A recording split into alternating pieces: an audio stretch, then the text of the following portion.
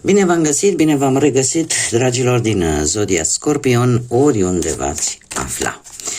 Bine ați venit tuturor pe canalul meu, Tarot Flor de Loto. Numele meu este Nina, pentru cei care nu mă cunosc, și ca de obicei mă bucur să vă alături atât pe dragii mei abonați, cum de asemenea și pe toți cei care poate sunteți pentru prima oară aici pe canal.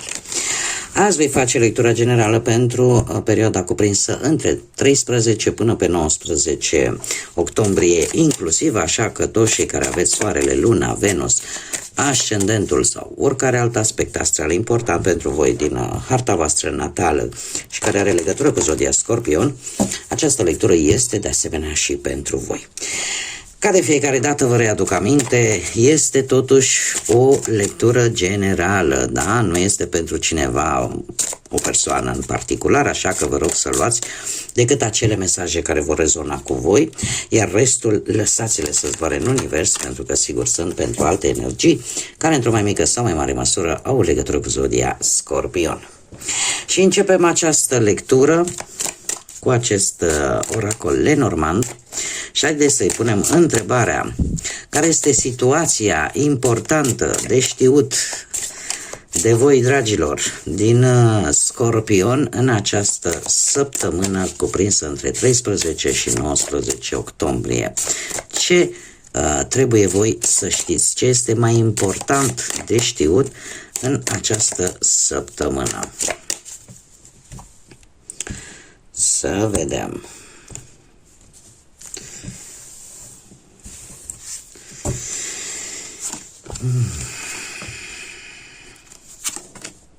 Da, nu este rău deloc, dragii mei.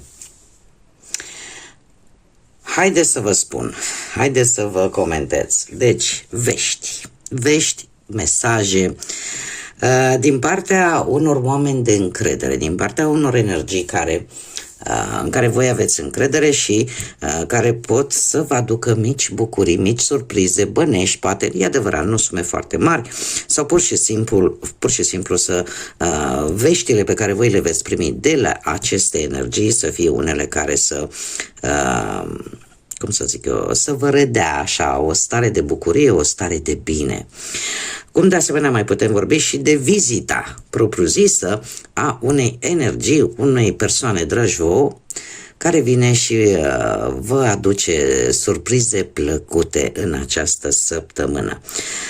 Activități noi, dragilor, legate de, cum să spun eu, de legături puternice, legături loiale, ceea ce vă place la maxim și care vin la pachet, desigur, și cu șanse foarte bune, oportunități foarte bune. E adevărat, nu este ceva de amploare, este ceva micuț, dar care este binevenit pentru că aduce o energie pozitivă în această săptămână.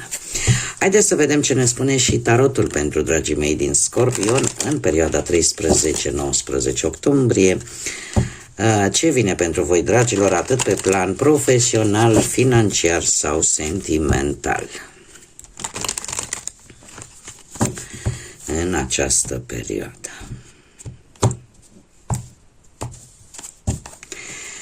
Și avem pe plan profesional, da, la fel avem vești rapide. Aici sunteți voi, dragilor, este arcanul vostru major care vorbește de faptul că sunteți stăpâni pe situație și că e posibil ca pe planul ăsta profesional, pe planul profesional deja să vedeți niște rezultate tare rapid, la care poate că nici voi nu vă așteptați. În felul ăsta vă dați seama că ceea ce voi faceți din punct de vedere al muncii, din punct de vedere al carierei voastre profesionale, cumva sunteți pe calea aia bună, sunteți pe direcția bună, da? Cum bine am văzut, posibil să apară propuneri de joburi la care nu vă așteptați pur și simplu. Faptul că există și arcanul vostru și suntem într-o lună, dragilor, trebuie să vă spun că Zodia Scorpion are două planete importante, cel puțin din punct de vedere, eu merg foarte mult pe astrologia tradițională, dar nu pe cea care s-a tot reactualizat, în care planetele care guvernau zodia Scorpion era Pluton și Marte. Ei l-au scos mai recent pe Marte din schemă și au rămas decât Pluton, dar pentru mine cel puțin eu folosesc astrologia asta mai tradițională, da?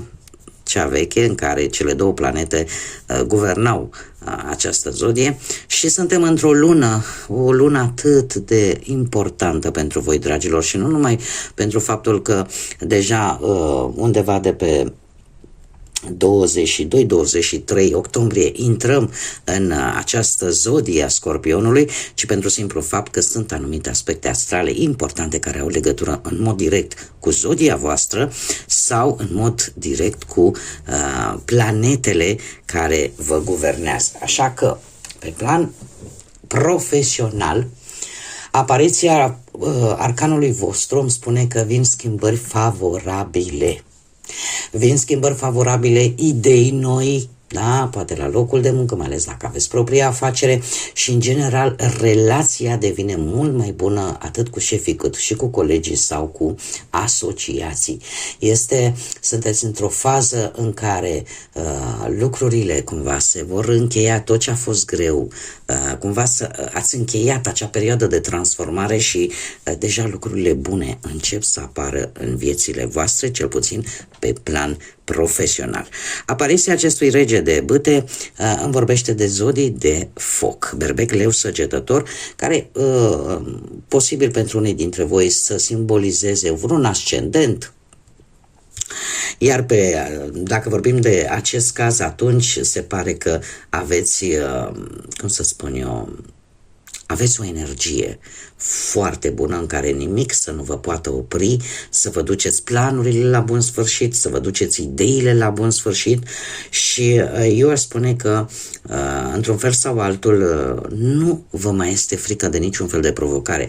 Este, ca să zicem așa, calitatea zodiei Scorpion, că de fapt trece prin atât de multe lucruri în viață și se zbate atât de mult încât deja orice provocare este ceva obișnuit, traversează, să zicem, într-o modalitate foarte intensă, dar în același timp care îl ajută să devină mai puternic, mai strong, așa că nu vă este frică de niciun fel de provocare și încercați să vedeți, să vă faceți planuri de viitor pe termen lung și dacă nu vorbim de cei care aveți poate un ascendent într-o zodie de foc, atunci vorbim de o energie, eu aș spune, posibil pentru unii cunoscută, pentru alții nu, dar care te poate ajuta să rezolvi o anumită problemă legată de partea asta a carierei profesionale sau a muncii. Este cineva în care se pare că poți avea încredere și care pe unii dintre voi vă poate ajuta chiar să vă găsiți și ceva de muncă în cazul în care sunteți în căutarea unui job. Mergem mai departe și haideți să vedem pe plan financiar. Pe plan financiar, eu aș spune că lucrurile se vor schimba. Dragilor, începând cu începutul acestei săptămâni, apare o schimbare pe partea banilor. O schimbare, cum să spun eu, la care nu v-ați fi așteptat, sau poate nu neapărat acum. Poate că vă aștepta să se întâmple acest lucru, dar nu știați când se va întâmpla. Și asta mi îmi spune că această schimbare, într-o oarecare măsură, va aduce niște îmbunătățiri pe planul ăsta financiar, chiar dacă, mare atenție, asta nu înseamnă că responsabilitățile voastre în ceea ce privește finanțele vor scădea brusc. Nu, dar trebuie să vă spun un lucru foarte important în ceea ce privește banii. Tot zbuciumul de care ați avut parte în ultima perioadă, toată presiunea care s-a pus pe bani, pe anumite datorii care trebuia să le achitați, pe anumite cheltuieli, cumva încep să se cam încheie. Da? Încep să se cam încheie și să vină, în sfârșit, să vină un pic de echilibru pe partea asta a finanțelor și lecția cu care voi ați venit, trecând prin toate acele neajunsuri, toată această perioadă cu încărcătură foarte mare pe partea banilor, cumva vine cu mai multă organizare. Adică veți ieși din tot acest tumult, din toată această situație care nu a fost deloc plăcută, veți ieși cu o lecție bine învățată și anume de a fi mult mai organizați, de a vă prioritiza lucrurile care cu adevărat sunt importante și unde ar trebui, de exemplu, nu știu, să investiți sau unde ar trebui să cheltuiți banii, ca să zic așa. Se știe că sunteți mână largă, sunteți foarte generoși și la un moment dat știți cum e, că ce e mult nu e bun, indiferent despre ce vorbim. Mergem mai departe și haideți să vedem pe parte sentimentală, cei care sunteți deja într-o relație. Foarte interesant, avem zodii de aer, Gemeni, Balanță, Vărsător. Poate rezonează cu careva dintre voi sau poate pur și simplu sunt unii dintre voi care aveți poate un Venus, Luna sau un ascendent într-o zodie de aer, Gemeni, Balanță sau Vărsător. Nu știu dacă de curând ați trecut un eveniment special care are legătură cu relația voastră, că poate să fie un eveniment în familie important sau poate să fie, nu știu, o cununie, ceva important pentru relația voastră. Această nouă săptămână din octombrie vine cu magicianul care îmi vorbește despre o situație negativă pe care voi e posibil să o traversați și în care vă dați seama și sunteți conștienți că pentru a trece de această situație negativă care se întâmplă să mai apară în relație, cumva lucrurile sau puterea stă la voi. De voi depinde rezolvarea acestui aspect negativ oarecum care intervine în relația voastră. Eu aș zice că există ori voi, ori perechea voastră și asta aici trebuie să delimitați și să vedeți unde rezonați. De exemplu, dacă vorbim despre cei care aveți, poate cum am mai spus, Luna, Venus sau ascendentul într-o zodie de aer, Gemeni, Balanță, Vărsător, e posibil ca în această perioadă să fiți un pic mai... să aveți o atitudine un pic mai copilăroasă, ca să zicem așa, în care posibil să creați și anumite conflicte ușoare sau pur și simplu să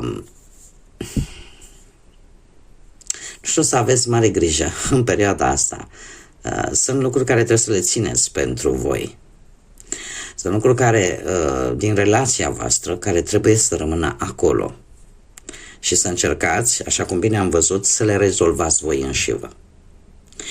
Dacă vorbim, de exemplu, de energia perechii voastre, care e posibil sau nu e neapărat necesar să aibă legătură cu zodiile de aer, tocmai acest comportament juvenil, copilăresc, oarecum să vă irite un pic, și să provoace așa niște conflicte ușoare, și cumva luați decizia să vă dați un pic de spațiu. De ce? Pentru că e posibil, să percepeți pe celălalt fiind foarte obositor și să vă cam pierdeți răbdarea.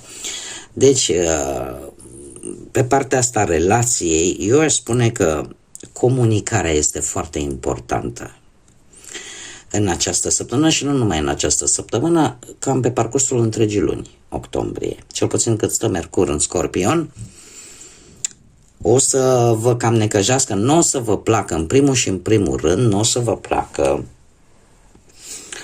dialogul ăla în care se încearcă să vă vrăjească așa, ca să zic, să formulez așa un pic pe înțelesul tuturor. Adică să vă aburească cu tot felul de dulcegării, de chestii pe care voi, chiar dacă le vedeți și de multe ori le lăsați așa pentru că studiul vostru e mult mai intens. Dar, în mod special, în această săptămână, sunteți un pic așa mai cu răbdarea în pioneze, cum îmi place mie să spun, și lucrul ăsta aduce un pic de distanțare, da? Aduce un pic de distanțare, posibil, cum am mai spus, conflicte ușoare, de care voi veți încerca să vă îndepărtați, tocmai pentru că Știți că puterea stă la voi. Cel puțin puterea decizională și anumite lucruri stă la voi. Voi sunteți magicienii. Mergem mai departe. Cei care sunteți singurei,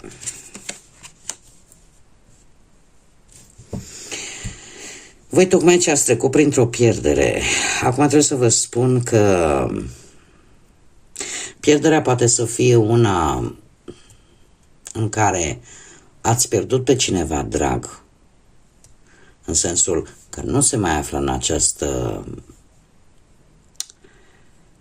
cum să spun eu, în această lume terenală, da? Se află într-o lume astrală, o perioadă de doliu, o perioadă de tristețe profundă, sau ați pierdut, nu știu, v-ați despărțit, o relație s-a rupt și chiar dacă sunteți conștienți că poate lucrurile, nu știu, nu au ieșit tocmai atât de bine, totuși mai există aici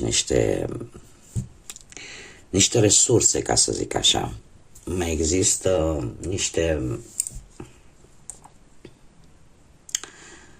niște răni care trebuie vindecate. În această săptămână, ce este foarte interesant, că voi veți fi puși în situația în care trebuie să luați o decizie destul de importantă. De asemenea, mi-apar zodii de aer, zodia Gemeni în principal, poate sau nu să aibă legătură, dar este vorba de, cum să spun eu, de o decizie în care tu vei fi dispus să faci o schimbare. De ce? Pentru că, nu știu dacă independent de pe cine ați pierdut înainte, dar aici mi-apare totuși două energii. Deci e o decizie oarecum legată de două energii. Sau este o decizie legată de rănile care încă necesită vindecare, da? Din punctul ăsta de vedere emoțional, acele răni interioare, da? Care ne aduc suferință, și o energie care apare brusc în viața voastră. E posibil să vorbim de cineva din trecutul vostru cu care voi ați mai avut poate o relație sau de regulă vorbim de vreun fost sau de vreo fostă. Cert este că această energie poate să apară într-o conjunctură legată ori de muncă, ori de prieteni comuni în această săptămână. Acest 3 de monede mie îmi spune că există un anumit interes. Există un anumit interes. Acum nu știu dacă este un interes, cum să spun eu, de a obține ceva cumva prin intermediul altor persoane. Poate că, nu știu, vă întâlniți incognito, așa, fără nimic pregătit, cu această energie. Această energie care vă va pune cumva în situația în care să spui ce fac, sunt pregătit să reiau poate o relație din trecut, dar în ce condiții? Voi vreți o schimbare, asta este clar. Voi vreți să ieșiți totuși din această stare de tristețe profundă. Dar, cum am mai spus, și eu zic că decizia pe care o veți lua va fi foarte mult impulsionată de ceea ce vă spune sufletul să faceți, tocmai pentru că voi sunteți foarte, foarte profunzi și mai ales când vorbim de sentimente. Așa că nu excludeți deloc ideea de a lăsa cumva ca iubirea să apară din nou în viața voastră, dar desigur, și aici trebuie să țineți cont de acest aspect, fiecare rană a unui scorpion nu este uitată. Fiecare cicatrice are povestea sa.